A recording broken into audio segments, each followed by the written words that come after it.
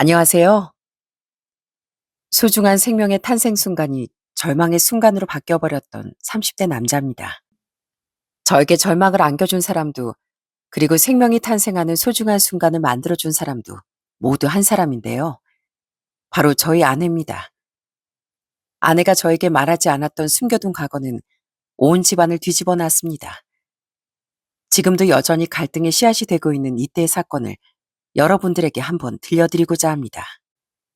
저는 맞벌이하는 부모님 밑에서 외동아들로 컸습니다. 제가 태어나기 전부터 저희 부모님은 일을 하면서 바쁘게 지내셨고, 제가 태어난 후로도 엄마 몸조리를 끝내고서 다시 사회생활을 시작하셨습니다. 그러다 보니 저희 집엔 늘 부모님이 아니라 할머니나 할아버지, 이모나 고모들이 왔다 갔다 하며 절 돌봐줬었어요. 그러다 제가 초등학교 고학년이 될 쯤부턴 저 혼자 집에 있는 시간이 점점 많아졌습니다. 학교에서 돌아오면 해가 지고 나서 늦은 밤이 될 때까지 아무도 집에 오지 않을 때가 대부분이었답니다. 아침에도 눈을 떠보면 부모님 모두 이미 출근을 한 뒤고 거실 테이블 위엔 용돈만 덩그러니 놓여져 있을 때가 많았죠. 누군간 이런 장면이 부럽다고 생각할지도 모르겠지만 전 그때 당시 정말 외롭고 쓸쓸했습니다. 이웃집 다른 친구들을 보면 부모님과도 자주 시간을 보내고 특히나 형제들도 많아 항상 시끌벅적했었거든요. 그런데 전 늘 혼자 집을 지켜야 했었죠. 부모님은 늘 바쁘셨고 저에게 크게 관심을 두지 못했어요. 아마 일이 바쁘다 보니 제가 알아서 잘 클 거라고 믿으셨던 것 같은데 전 그런 부모님께 항상 섭섭했었답니다. 한 번은 고등학교 때 친구가 자습설 산다며 부모님께 거짓말을 하고 용돈을 받은 적이 있었는데 그걸 들키고서 엄청 호되게 혼났다는 말을 들었던 적이 있었네요. 그땐 저도 무슨 생각이었는지 부모님께 거짓말을 해서 용돈을 받아내려고 했던 적이 있습니다. 엄마, 저 용돈이 좀 필요한데 돈 좀 주시면 안 돼요? 그래? 얼마나 필요한데? 필요한 만큼 말하면 엄마가 내일 책상에 올려두고 갈게. 뭐 사는지 안 물어보세요? 아휴, 엄마 바쁜데 뭘 그런 것까지.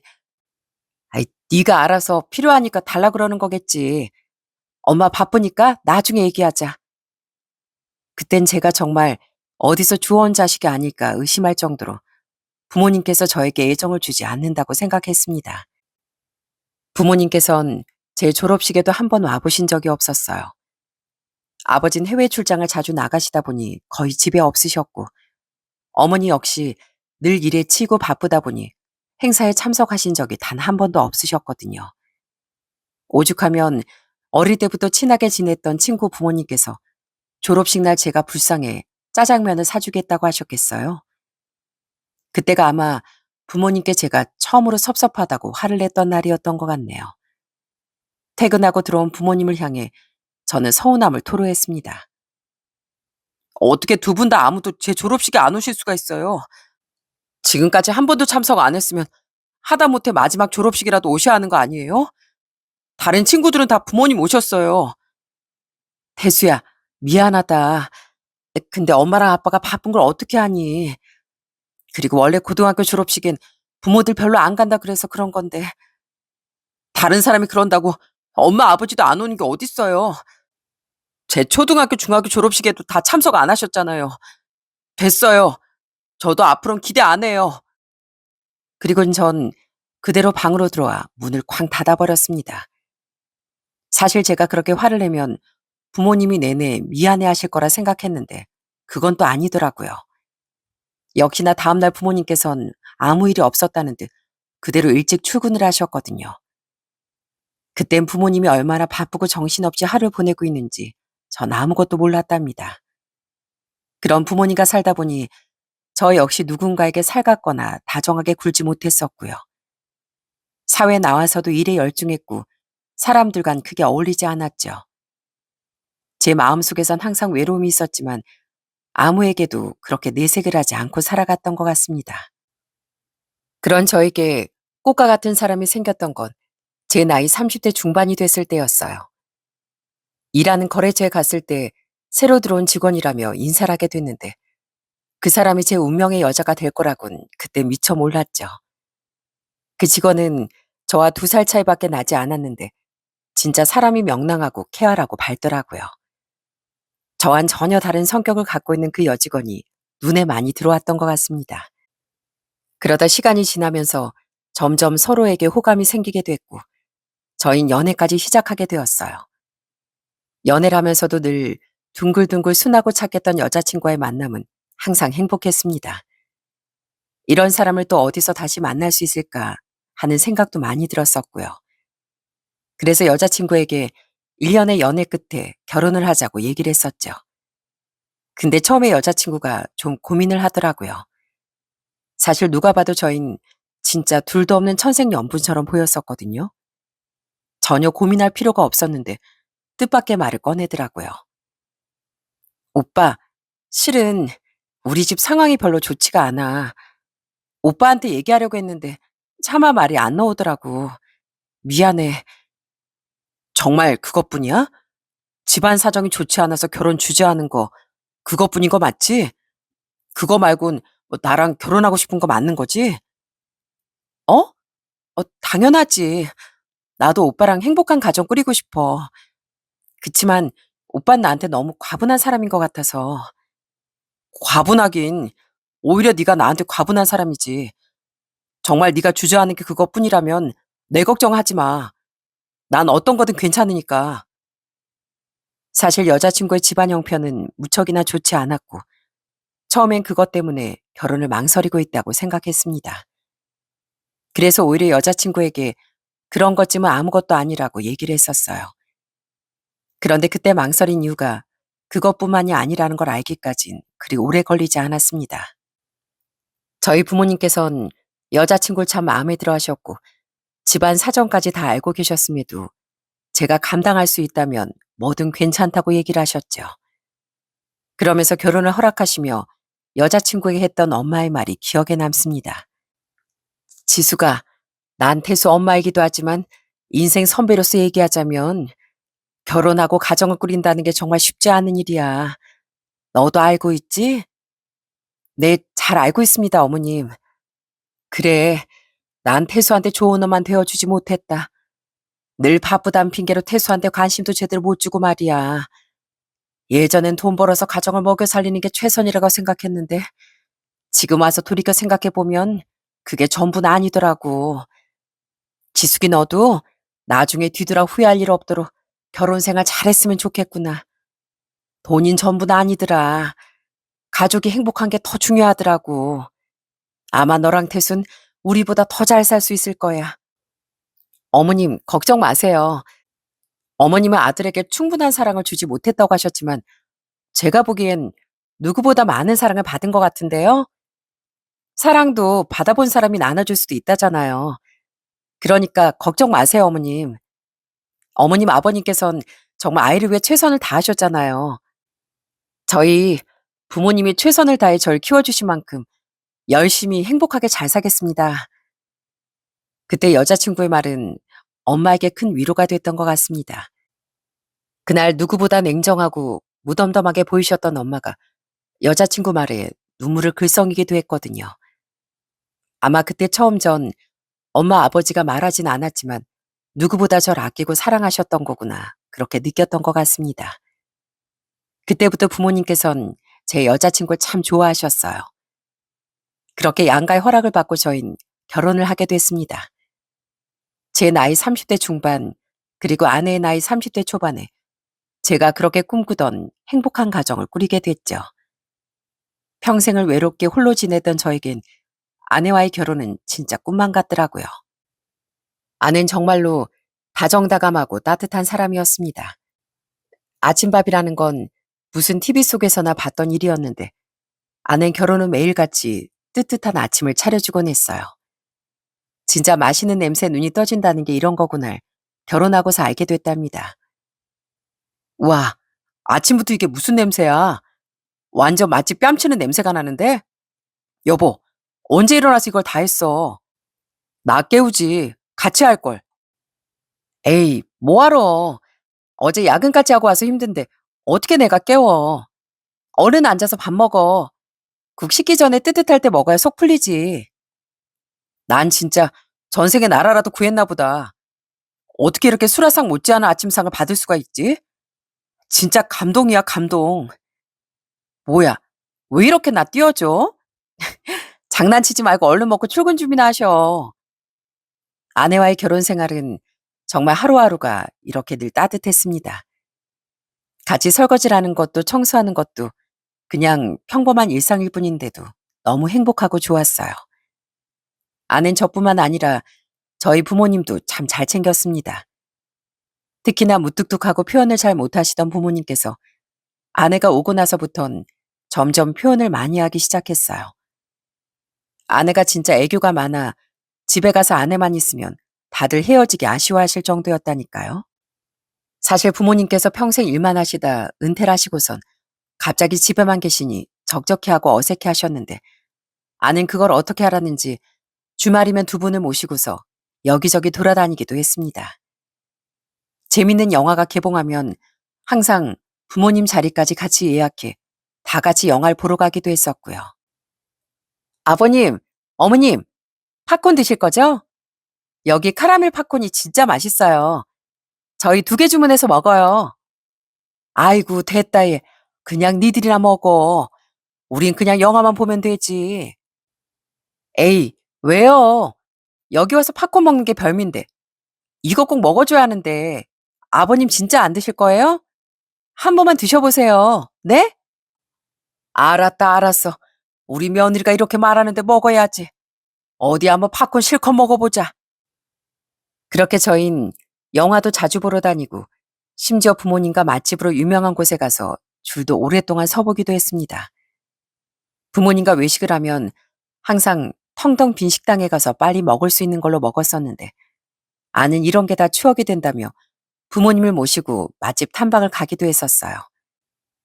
처음에 전 저희 부모님이 그런 걸 질색하시는 줄 알았는데 아내와 같이 몇 번 다니시다 보니 어느 순간부턴 아내와 맛집 탐방 가는 걸 기대하시기도 했습니다.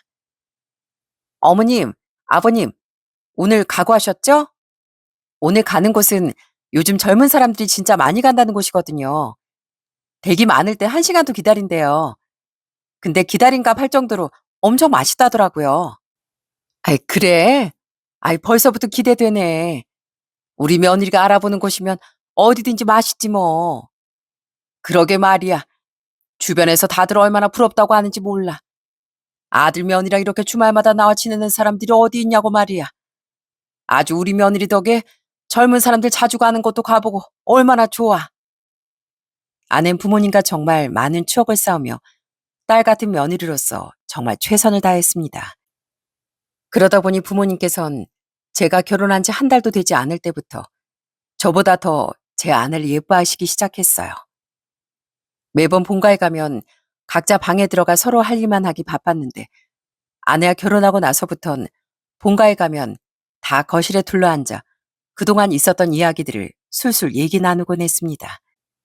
전 저희 부모님이 이렇게 말이 많으신 분들이라곤 그때 처음 알았어요. 어머님, 저번에 친구들이랑 나들이 가신 건 어떠셨어요? 요새 꽃도 진짜 많이 폈다는데 엄청 예뻤죠? 저도 다음에 꼭 데리고 가주세요. 그래, 그래. 안 그래도 내가 거기 가서 보니까 너무 예뻐서 우리 며느리 생각이 바로 나더라. 이참에 쉬는 날에 다 같이 한번 갔다 오자. 내가 거기 좋다고 하니까 네 시애비가 당장 주말에 가자고 얼마나 성화였는지 아니? 진짜요? 아, 그럼 가면 되죠. 아버님도 지난번에 가고 싶은 곳 있다고 하셨잖아요. 이왕 이렇게 된 거 저희 근교 여행이라도 갔다 올까요? 어떠세요, 아버님? 나야 좋지. 역시 우리 며느리다. 우리 챙기는 건 며느리밖에 없다니까. 아가, 이거 먹어봐라. 샤인머스켓인데 아까 내가 시장 갔다가 딱 맛있어 보여서 사왔어. 달달하니 우리 며느리 딱 좋아할 것 같아서 말이야. 와, 아버님 진짜 최고. 너무 맛있어요. 역시 아버님 눈썰미 대단하시다니까요. 과일을 어떻게 이렇게 딱 잘 고르시는지 정말 대단하세요. 아내 말에 저희 부모님은 항상 웃음꽃이 피셨습니다. 이런 모습을 볼 때마다 제가 결혼을 정말 잘했구나 하는 생각이 들었어요. 그리고 아내 덕분에 전 부모님의 새로운 모습들도 참 많이 봤습니다. 한 번은 퇴근하고 집에 가는데 아내가 반차를 내서 엄마랑 오후에 만났다며 연락이 와서 본가로 간 적이 있었거든요. 그때 집에 딱 도착해서 들어갔는데 엄마가 아내랑 소파에 앉아 도란도란 얘기를 나누고 있는 겁니다. 그런데 그때 보이는 엄마의 표정이 너무 해맑고 기분이 좋아 보이시더라고요. 뭐야, 둘이서 뭐 했길래 이렇게 즐겁게 얘기를 나누고 있어? 대체 당신 반찬까지 내서 어머니랑 뭐 하고 왔어? 짜잔! 이것 봐라. 여보, 너무 예쁘지? 오늘 어머님 모시고 네일 받으러 다녀왔어. 어머님 손 너무너무 예쁘지 않아? 오, 그러네. 어머니 진짜 예쁘게 잘하셨네요. 그치? 거봐요, 어머님. 어머님 손 진짜 피아노 치는 사람 손처럼 길쭉길쭉하니 예쁘다니까요. 이렇게 네일까지 하니까 완전 소녀 손인데요? 아이, 그런가? 아니, 난 우리 며느리가 해준다고 하니까 그냥 따라간 건데, 이게 또 뭐라고 기분 전환이 되네. 너무 기분 좋다, 얘. 다음에도 우리 또 이거 받으러 가자. 그때 내가 우리 며느리 것도 계산해 줄게. 에이, 어머님, 그때도 제가 해드려야죠. 다음엔 어머님 손도 마주 화려하게 해봐요. 어머님은 손이 고우셔서 아무거나 해도 찰떡이라니까요. 그러면서 아내 엄만 깔깔 웃으며 좋아하는데 그 모습이 진짜 행복하게 보였어요. 그때 하루 종일 너무 예쁘다며 아이처럼 좋아하는 엄마를 보니 전 아내에게 너무나 고마운 마음이 들었습니다. 부모님께선 아내 덕에 새로운 경험을 많이 해봐서 행복하다고 자주 얘기를 하셨고 저 역시 아내 덕분에 몰랐던 부모님의 새로운 점을 알게 되어 참 고마웠습니다. 아내는 저희 집안의 진짜 햇살 같은 사람이었어요. 아내만 있으면 저뿐 아니라 저희 부모님도 웃음이 끊이질 않았거든요.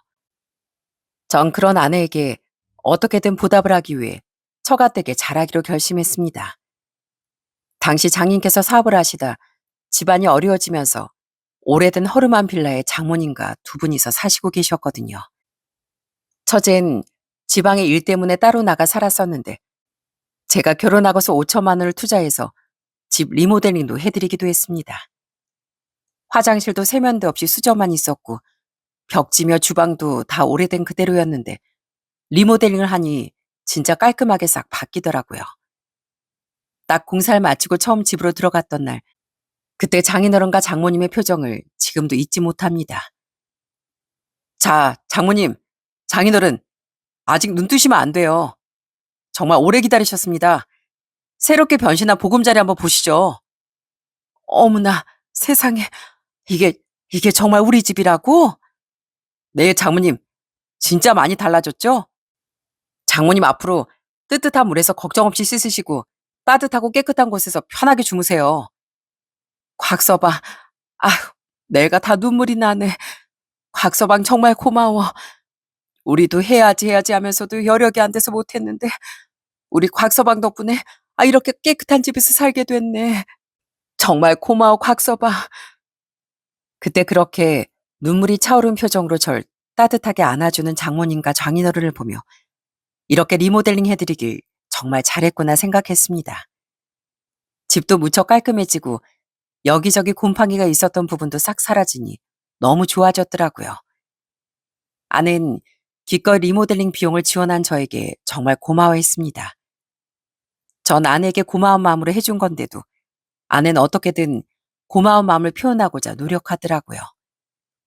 여러분들도 아시겠지만 고마움을 표현한다는 게 진짜 어려운 일이잖아요. 아내는 자신이 받은 것에 대해 잊지 않고 어떻게든 되돌려주려고 하는 그런 착한 사람이었답니다. 그런 아내 덕분에 저 역시도 좋은 사람이 되는 것 같았고요. 주변에서도 제가 결혼을 하고 나서 전보다 더 밝고 행복해진 것 같다고 얘기를 많이 하더라고요. 전 이게 다 아내 덕분이라고 생각했죠. 그렇게 양가 부모님도 행복하게 잘 지내시고 저희 부부 역시 하루하루 너무나 행복하게 보내고 있었네요. 그리고 저흰 결혼 2개월 만에 임신을 하게 됐습니다. 진짜 바라던 대로 모든 것들이 너무나도 수월하게 이루어지니 이 모든 게 다 아내를 만난 덕이라는 생각이 들더라고요.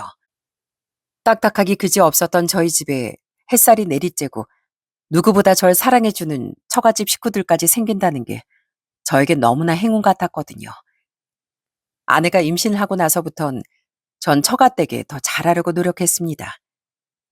매 주말마다 아내가 저희 부모님을 위해 시간을 보내니 제 휴가만큼은 처가댁 식구들과 보내고 싶더라고요. 그래서 휴가 때마다 장인 장모님을 모시고 여행을 떠나기도 했죠. 한 번은 제주도 여행을 갔었는데 장모님과 장인어른께서 얼마나 행복해 하셨는지 모릅니다. 배 낚시도 다녀오고 해수욕장에 맨발로 걸어보기도 하고 오름도 많이 오르고 맛있는 것도 먹으면서 진짜 신나는 여행을 했었어요. 그러다 여행 마지막쯤에 해수 사우나를 갔었는데 거기서 장인어른이 저에게 참 감동스러운 말을 하시더라고요. 자네, 내가 얘기했었나? 자네 내 사위보다도 아들 같아. 네? 아들이요? 장인어른이 그런 얘기를 해주시니 제가 이거 너무 뿌듯한데요. 자네가 기분 좋다니 나도 좋네. 내가 딸만 둘이라 그런가 아들이 하나 꼭 있었으면 좋겠다고 생각했었는데 안 생기더라고. 아마 자네가 우리 집에 이렇게 사이로울 줄 하늘이 알았나 봐. 아들 같은 사이가 올 테니 아들을 안 줘도 되겠나 싶었나 보지. 자네가 이렇게 있으니 내 얼마나 든든한지 모르네. 우리 딸 우리 집에서 딸이라기보단 아들이나 다름없었어. 자네도 알지? 우리 딸 고생 참 많이 한 거. 네, 들었습니다.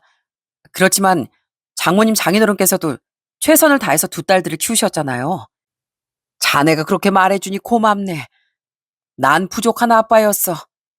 남들이 보면 손가락질 할지도 모르는 아빠였는데 자네가 날 이렇게 좋은 장인으로 만들어줘서 참 고맙고 미안하네. 아빠이 나도 못해줬던 우리 딸 행복 자네가 지켜줘서 고마워. 그러면서 장인어른께서 제 등을 밀어주시는데 그때 저 울컥 눈물이 나올 뻔했다니까요. 그 뒤로도 장모님과 장인어른께선 절 누구보다 예뻐해 주시고 챙겨주셨어요. 항상 처가댁에 가면 맛있는 음식들은 늘 제 그릇 위에 먼저 올라왔습니다. 한 번씩 처가댁에서 하룻밤을 묵고 올 때면 아침엔 항상 절 위해 거하게 아침상도 차려주시고 장인어른께선 아침부터 제 차를 번쩍번쩍 닦아놓으시곤 했더라고요. 그런 두 분을 보며 이런 게 진짜 가족으로서 사랑받는 거구나 제대로 실감할 수 있었네요. 그리고 결혼 생활 1년 만에 저희는 아들을 낳게 되었어요. 사실 전 아내 출산일이 다가오니 내내 긴장을 하고 하루하루 입이 말랐는데 아내는 역시나 너무 의젓하더라고요. 출산일을 한 일주일 앞두던 날도 전 아내가 조금이라도 불편해하면 화들짝 놀라곤 했거든요. 여보, 몸은 좀 어때? 아까 밥 먹을 때 배가 좀 뭉친다 그런 거 아니었어? 지금 병원 가봐야 되는 거 아니야? 아, 아니야. 아직 멀었어. 원래 아이 태어날 때 가까워지면 배도 뭉치고 그런다는데 걱정하지 마, 여보. 신호 오면 잽싸게 얘기할 테니까. 아, 당신은 어떻게 그렇게 덤덤해? 난 벌써부터 심장이 이렇게 벌렁벌렁 뛰는데 당신은 진짜 대단한 것 같아. 나도 당연히 엄청 긴장되지. 그래도 이렇게 당신이 옆에 있으니까 마음이 놓여. 그렇게 저흰 아이가 태어나는 날만을 손꼽아 기다렸습니다. 그리고 일주일 뒤 정말 딱 예정일에 맞춰 아내에게 진통이 오기 시작했고 아내는 생각보다 빨리 출산을 하게 됐어요. 전 부랴부랴 양가 부모님께 전화를 드렸습니다. 그리고 병실로 온 아내를 보면서 왈칵 쏟아지는 눈물을 참을 수가 없더라고요. 여, 여보 고생했어. 진짜 장하다 장해. 진짜 고생 많았어. 뭐야, 당신 애 셋은 낳겠다더니 이제 첫째인데 벌써 오면 어떻게 하자고. 당신 아이 낳는 거 보니까 내가 너무 쉽게 얘기했었나 봐. 당신 고생하는 거 못 보겠어. 진짜 고마워 여보. 그렇게 전 아내를 꼭 안아주며 고맙고 미안한 마음을 표현했습니다. 그리고 몇 분 뒤 저희 집에서 부모님이 달려오시고 얼마 지나지 않아 장인 장모님께서도 병원으로 도착하셨어요. 양가 부모님 모두 축하해 주시며 너무도 행복해 하시더라고요. 이제 아이까지 태어나니 저희 가족이 진짜로 완성됐구나 하는 생각을 했습니다. 아이가 태어나고 나니 제가 챙겨야 할 것들도 참 많더라고요. 출생신고도 해야 하고 아내 물건들도 챙겨야 하고 이래저래 움직여야 할 일들이 정말 많더군요. 그러다 보니 장모님께서 아내 옆에 계시겠다고 얘기를 해주셨답니다. 덕분에 전 집에서 물건들도 챙겨오고 이런저런 일들도 처리하게 됐어요. 그렇게 바쁘게 돌아다니다 일을 처리하고서 산부인과로 다시 들어오게 됐습니다. 그리고 딱 병실에 다다랐을 때 살짝 열린 문틈으로 장모님과 아내가 얘기하는 목소리가 흘러나오더군요. 그런데 어째 대화가 좀 이상한 겁니다. 딸, 들어보니까 병원 온 지 몇 시간 만에 출산했다던데 곽서방은 모르는 거지? 모르지. 얘기 안 했으니까. 아휴, 그래도 한번 나와봐서 그런가. 이번엔 그렇게 힘들진 않았지? 원래 초산보다 경산이 더 수월하다잖니. 나도 네 동생 낳을 때가 좀 더 빨랐고. 아휴, 엄마, 조용히 해. 이러다 누가 듣겠어. 아이, 들으면 누가 듣는다 그래. 이럴 때는 얘기해보지. 언제 그런 얘기를 꺼내보겠어? 하여간 그래도 수월하게 출산하길 천만다행이다. 그때 처음에 애 낳았을 때 너 진짜 엄청 고생했잖아. 전 밖에서 장모님의 말이 도대체 무슨 말인가 싶더라고요. 아내게 출산은 저희 아들이 처음인데 처음 애를 낳았을 때 고생을 했다뇨.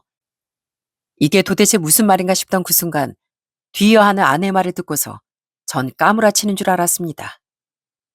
그러니까 아휴 그때 나도 어리고 뭘 몰라서 출산이 힘든 줄도 몰랐지. 근데 우리 애가 효자긴 효자인가 봐. 이렇게 나 고생 안 시키고 금방 태어난 거 보면 아우 처음 출산할 때 고생한 거 생각하면 지금도 온몸에 식은땀이 날 정도야 엄마. 그래 맞아. 아유 그때 나도 너 어떻게 되는 줄 알고 얼마나 놀랬는지. 곽서방 전화 왔을 때도 얼마나 내가 식겁을 했는데. 그래도 한번 해봤다고 그것도 경력인가 보다. 전 결국 두 사람의 대화를 듣고 참지 못하고 그대로 문을 벌컥 열어버렸습니다. 그렇게 제가 문을 열자 장모님과 아내가 소스라치게 놀라더니 눈이 땡그레져선 저를 쳐다보며 제대로 말도 못하더라고요.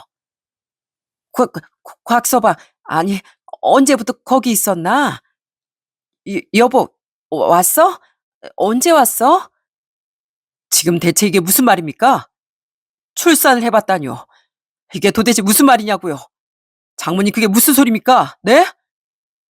아니 그게 곽서방 그게 말일세? 사실대로 얘기해 주세요. 저 아까부터 다 들었습니다. 아내가 출산을 해봤다뇨?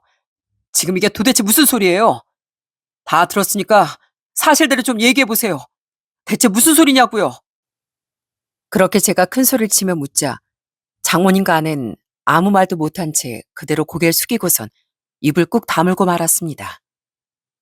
아까까진 두 사람 모두 잘 얘기하더니 갑자기 왜 입을 다물고 있는지 정말 너무너무 답답하더라고요. 전 그런 두 사람을 향해 소리를 더 크게 칠 수밖에 없었죠. 이게 무슨 소리냐니까요. 네? 진짜 출산을 한 적이 있다는 겁니까? 이게 뭐냐고요? 여보, 당신 얘기해봐. 어? 당신 직접 얘기해보라고. 내가 들은 게 사실이야? 여보, 있잖아. 우물쭈물하지 말고 똑바로 얘기해봐. 말 못하겠어? 내가 뭐 뒷조사라도 해봐야 되겠어? 남의 입으로 듣기 전에 당신이 똑바로 얘기해봐. 얼른! 그러자 장모님이 제 팔을 부여잡으시더니 울먹이며 얘기를 하시는 겁니다. 아휴, 곽서방, 진정하게 내가 이 입방정을 떨어가지고선 곽서방 그게 아닐세. 자네가 생각하는 그런 거 아니야. 다 우리 지숙이가 사정이 있었어, 사정이. 사정이요? 대체 무슨 상황이 있었길래 출산까지 했다는 말입니까? 네? 어떻게 저한테 감쪽같이 속여놓고선 지금까지 아무 말도 안 하고 이렇게 제 아이까지 낳냐고요? 도대체 이게 말이 된다고 생각하세요? 장모님, 이게 진짜 말이 되는 얘기라고 생각하시냐고요? 곽서봐, 미안하네. 정말 미안하네. 하지만 우리 지숙이한테도 말 못할 일이 있었네. 정말 미안해. 내가 나중에 다 설명해 줄 테니까 오늘은 그냥 지나가 주면 안 되겠는가? 우리 지숙이 출산한 지 얼마 되지도 않았고 또 그렇게 장모님이 울먹이며 얘기를 하는데 옆에서 아내가 그런 장모님을 말리기 시작했습니다. 마치 올게 왔다는 식으로 아내가 장모님에게 얘기를 하더라고요.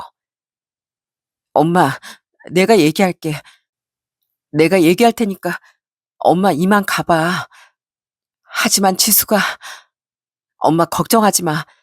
언젠간 얘기해야 할 일이었어. 여보, 내가 다 얘기할 테니까 엄마 좀 보내줘. 내가 다 얘기해 줄게. 그렇게 아내 부탁으로 전 장모님을 보내고서 아내와 단둘이 병실에 남게 됐습니다. 장모님이 가시고 난 후로 한동안은 저나 아내나 어떻게 말을 꺼내야 할지 모르겠더라고요. 솔직히 전 너무나 혼란스러웠습니다. 제가 그동안 알던, 그리고 같이 살 부대끼며 살았던 아는 절대로 절 속이고 농락할 그럴 사람이 아니었거든요. 그런데 제가 알던 그 사람이 아내의 본 모습이 아닌 걸까 너무도 혼란스럽고 두려웠지요. 그런 제 마음을 아는지 모르는지 아내는 한참을 뜸들이다 겨우 입을 열었어요. 역시나 아내에겐 충격적인 진실이 있었습니다. 장모님과 나눴던 대화 내용처럼 아내의 출산 입원이 처음이 아니더라고요. 저와 만나기 한참 전 이미 출산을 한 적이 있었습니다. 사실 당신 만나기 5년 전에 결혼을 약속한 사람이 있었어. 결혼 준비하다가 아이가 생겼고 당연히 결혼할 거라고 생각했는데 어느 순간부터 연락이 두절되고 사라져버렸어.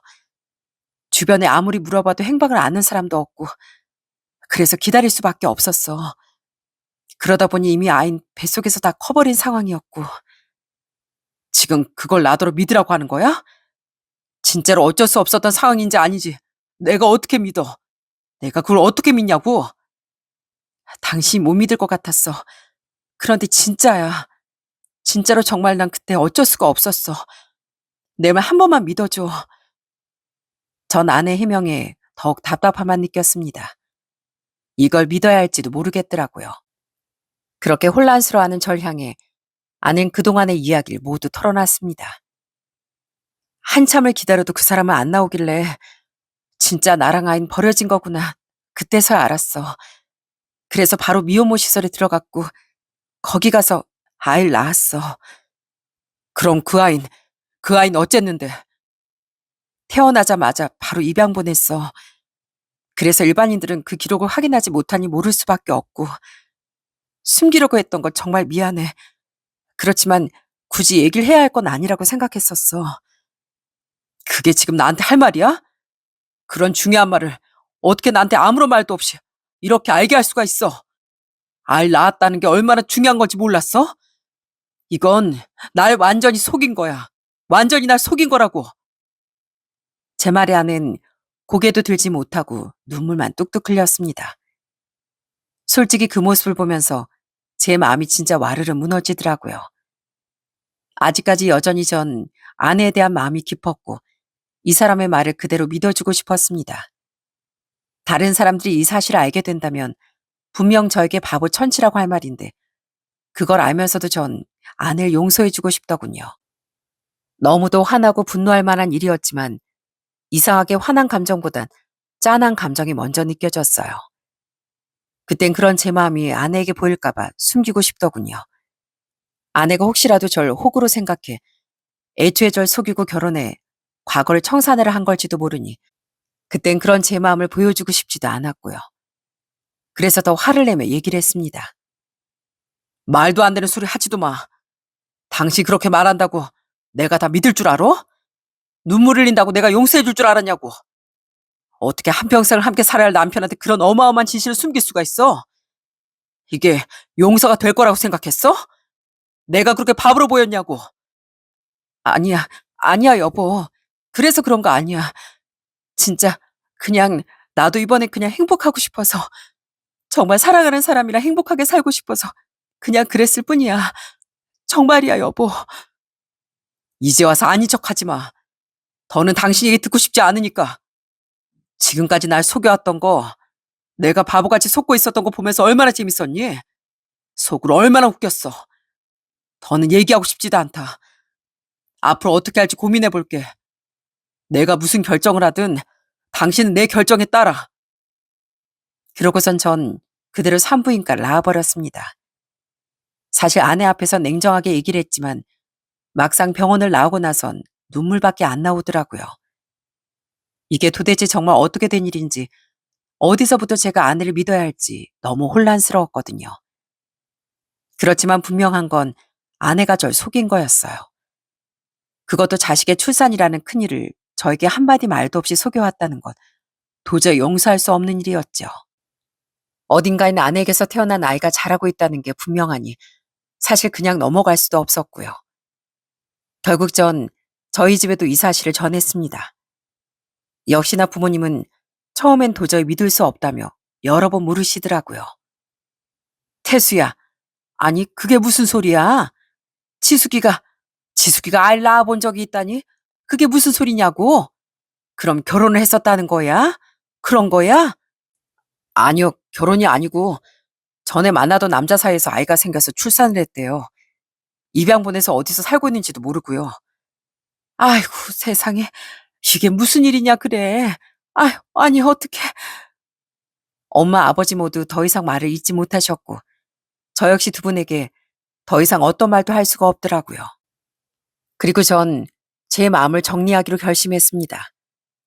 다른 것도 아니고 절 속인 아내를 그대로 용서해 줄 수 없다고 생각했죠. 또 어떤 걸 속이고 있는지도 모른다고 생각했었고요. 아내가 절 속였던 것처럼 아내가 한 얘기 역시 거짓일 수 있겠다고 느껴지니 그때부턴 저도 마음이 조금씩 정리가 됐던 것 같습니다. 그러면서 저희 아들의 유전자 검사까지 진행을 했어요. 다행히 제가 혹시나 했던 그런 일은 없더라고요. 저희 아들은 진짜로 저 아내 사이에서 태어난 아이였습니다. 전 그 결과지를 가지고서 아내에게 찾아가 얘기를 했어요. 당시 퇴원을 하고서 아내는 집으로 아이와 돌아가고 전 저희 본가로 들어가 지내고 있었거든요. 아이가 어느 정도 클 때까지만 아내와 지내고 이혼이 정해지고 나면 각자의 길을 가자고 얘기를 했습니다. 딱 100일까지야. 그때까지만 몸조리 끝내고 서류 정리되는 대로 우리도 정리하자. 여보, 정말 진짜로 그래야 되겠어? 한 번만 나 용서해주면 안 될까? 내가 진짜 잘할게. 어? 용서? 내가 어떻게 당신을 용서해? 당신이라면 내가 그런 일을 감쪽같이 속였을 때 나 용서할 수 있어? 그럴 수 있겠냐고. 못하겠지? 나도 마찬가지야. 더 할 말도 없고 하고 싶은 말도 없으니까 우리 이쯤에서 그만하자. 그렇게 저흰 끝을 향해 가고 있었습니다. 그나마 아내가 몸조리 끝마칠 때까지 시간을 주는 게 그동안의 아내와 쌓았던 추억에 대한 보답이라고 생각했었고요. 그러던 어느 날 일이 끝나고서 퇴근을 하는데 누군가가 회사 앞에서 절 기다리고 있더라고요. 누군가에서 봤더니 그 사람은 바로 지방에 살고 있던 처제였습니다. 처제는 절 발견하자마자 급하게 저에게 달려왔어요. 전 그런 처제를 모르는 척 지나가려고 했죠. 그랬더니 처제가 제 팔목을 붙잡더라고요. 형부, 제발, 제발 한 번만 제 얘기 좀 들어주세요. 네? 한 번만요. 할 말 없어, 처제. 형부, 한 번만요. 저희 언니 얘기 제가 다 해드릴게요. 그게 다가 아니라고요. 한 번만 좀 들어주세요. 네? 결국 전 간절한 처제의 부탁에 회사 근처 카페로 향했습니다. 도대체 무슨 얘기를 하려고 회사까지 쫓아온 건지 솔직히 아내를 닮은 처제 얼굴을 보는 것도 괴롭더라고요. 그래서 전 처제를 아예 쳐다도 보지 않고 물었습니다. 할 말이라는 게 뭔데? 내가 더 들어야 할 게 있어? 형부, 언니요. 물론 출산을 했었다는 거 속인 것 진짜 잘못한 거 알지만 언닌 그걸 숨기고 싶어 하지 않았어요. 엄마랑 아빠 그리고 제가 절대 말하면 안 된다고 해서 그래서 말 안 하고 산 거예요. 언니, 저희 가족을 위해서 산 사람이거든요. 형부도 알겠지만 아빠 선 망하고서 저희 집 먹여 살린 게 바로 언니예요. 그런 언니가 만났던 첫 남자친구가 그 아이의 아빠고요. 언닌 그 자식 만나면서 간이고 쓸개고 다 빼다 줬어요. 저희한테 해주는 만큼이요. 정말 가족이 될 거라고 생각하고 오로지 그 나쁜 놈을 믿고 지냈던 거예요. 나쁜 놈한테 속았으니 피해자다? 그걸 지금 말이라고 해? 아니요.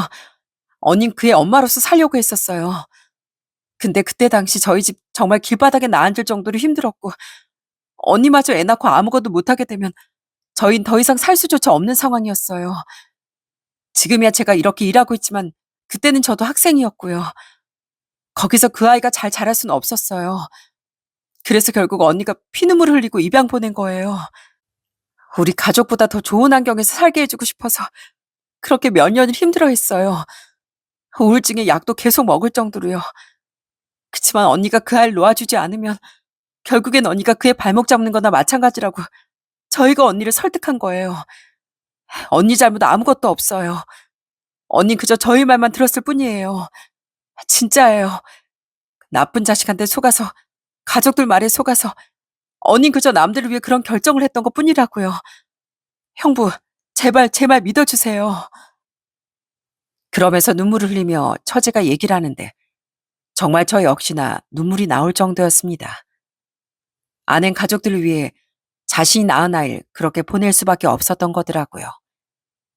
그러면서 아내가 그 아이를 임신했을 때 썼던 일기들을 보여주는데 아내가 얼마나 사랑으로 품어왔는지가 절절하게 느껴졌습니다. 어찌됐든 그때 상황에선 아이를 키운다는 게 말도 안 되는 일이었고 더군다나 아빠라는 인간은 아이를 아예 책임도 지지 않고 잠적해버렸으니 그 상태에서 태어난 아이는 자라면 자랄수록 불행을 더 겪을 수밖에 없었던 거죠. 그렇게 모든 상황들이 아이를 키우지 못하게 흘러가자 아내는 아이를 입양 보내고서 그 기억을 마음속 깊이 간직을 하고 없던 일로 여기기로 한 거였습니다. 그때부터는 아내에 대한 짠한 마음이 점점 솟구치기 시작했어요. 물론 절 속였다는 건 괘씸했지만 그것보다 아내가 그럴 수밖에 없었다는 생각이 더 많이 들더라고요. 그런 생각이 들자마자 전 다시 집으로 향했고 아내와 얘기를 하게 됐죠. 아내는 저에게 정말 미안하다고 말을 하더라고요. 여보, 미안해. 당신한테 내가 할 말 없는 거 나도 알아. 그걸 알고서 참을 사람이 어디 있겠어. 그치만 나 한 번만 기회 주면 안 되겠어? 정말 내가 이렇게 부탁할게. 당신만 용서하면 나 진짜 앞으로 당신 뜻대로, 당신 하라는 대로 하면서 살게. 그러니까 한 번만 용서해줘. 정말 난 모르겠어. 당신이 그게 진심인지 아닌지 100번, 1000번을 생각해도 잘 모르겠어. 당분간 우리 생각 좀 해보자. 나도 너무 혼란스러워. 알았어. 당분간 아이랑 친정에 가 있을 테니까 당신 생각 정리하고 얘기해줘. 그렇게 아내는 아이를 데리고서 친정으로 향했습니다. 그리고 전 본가에서 나와 집으로 다시 들어왔어요. 제가 집으로 다시 들어가겠다고 하자 누구보다 반대를 했던 사람은 바로 저희 엄마였답니다. 엄만 제가 아내와 완전히 끝내길 지금도 바라고 계시거든요. 안 된다. 그 애랑은 이제 도저히 안 돼. 넌 어떻게 그런 일을 숨겼는데 용서가 되니? 그냥 넘어갈 수 있는 거야? 엄만 도저히 안 돼. 어떻게 그런 걸 숨겨? 절대 안 된다. 내 눈에 흙이 들어와도 안 돼. 엄마, 제가 다 얘기 드렸잖아요. 어쩔 수 없는 상황이 있었고, 그리고 이젠 저희 애도 태어났는데, 당장 다시 같이 살겠다는 게 아니고요. 다만 생각을 좀 해보겠다고요. 생각은 무슨? 절대 안 돼. 더 생각해서 달라질 게 뭐가 있어? 한 번 속인 애가 2번 어렵겠니? 그거 말고도 또 다른 거 숨겼다면 어쩔 건데? 태수야, 절대 안 된다. 엄만, 다시 또 네가 상처받는 거 너무 싫어. 어떤 일이 있어도 절대 안 된다는 엄마의 반대를 들을 때면 저도 참 머리가 아픕니다. 솔직히 제 마음은 어느 정도 갈피를 잡은 것 같은데 부모님이 이런 생각을 꺾고 제 마음대로 결정을 해도 괜찮을지 모르겠네요. 지금은 아내가 친정에서 지내며 간간히 아이 소식을 전해주고 있고 저 역시 생각을 정리하며 시간을 보내고 있답니다. 어찌됐건 저희 사이에 아이가 있다 보니 빨리 결정을 내려야 할 것 같은데 아무리 생각을 해봐도 도무지 좋은 방도가 떠오르질 않네요. 지금 시간이 새벽 2시가 넘어가고 있습니다. 고민을 하다 보니 잠도 오지 않고 그래서 요새 자주 듣던 사연투브에 제 이야기를 좀 올리고 싶어 이렇게 노트북 앞에 앉아 글을 쓰고 있었습니다. 솔직히 전 아내를 사랑하는 마음은 그대로인 것 같습니다. 과거는 모르겠지만 지금까지 제가 알던 아내는 세상 그 어떤 사람보다 따뜻했었거든요. 그런 아내를 용서해주고 싶은 생각이 아직까진 큰 것 같네요. 그렇지만 이게 또 쉽게 결정할 일은 아닌 것 같아 여기 사연을 보내면서 한번 조언을 얻어보고 싶었답니다. 저보다 세상을 더 많이 깨우치신 분들의 소중한 의견을 듣고 싶습니다.